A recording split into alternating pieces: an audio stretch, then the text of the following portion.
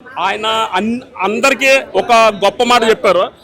అంటే ధనుష్ గారు చెప్పాలంటే అప్పు గురించి చెప్పారు కదా, 100 రూపాయలు ఉన్నాడికి 200 ఉంటుంది అప్పు, కోటి ఉన్నాడికి 2 కోట్లు అన్నారు. సో ఏంటంటే దాని మీనింగ్ ఏంటంటే మీరు ఎవరితో కంపేర్ చేసుకోవద్దు, ఎదుటి వ్యక్తిలో మంచి సంస్కారం ఉంటే గ్రాస్ప్ చేసుకోండి. మీకు ఆయన ఇంకోటి చెప్పారు ఆ లాంగ్వేజ్లోనే, ప్రతిరోజు ఒక మనిషి పుట్టి చనిపోయే వరకు ప్రతిరోజు పొద్దున్న లేచి రాత్రి వరకు 2 భోజనాలు వచ్చి అంటే మనం ఎంతో అదృష్టం. అలాగా ఒక భోజనం తిన్నామంటే ఆ రోజు మనం కుబేరుడి కింద లెక్క.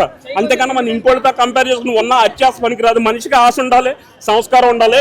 హ్యాట్స్ ఆఫ్ టు ఆయన ఎదిగే కొద్దీ ఒక డైరెక్టర్ కావచ్చు, టెక్నీషియన్ కావచ్చు, ఎన్నో ఒక సింగర్ కావచ్చు, ద వే ఈజ్ ఎవాల్వింగ్. ఏంటంటే మనకి ఇప్పుడు తెలియక ఏంటంటే అందరూ ఇప్పుడు గ్రూప్స్ కింద అయిపోయి కొంతమంది తెలుగు వాళ్ళు తమిళ తట్టడం అలా కాదు. ఏంటంటే ఒక శేఖర్ కమల గారు కానీ, అక్కినేని నాగార్జున గారు కానీ, ధనుష్ గారు కానీ, ఒక వేటూరు సుందరరామూర్తి గారు, వాళ్ళకి ప్రపంచ భాషలందరూ ఒకటే. బాలసుబ్రహ్మణ్యం గారికి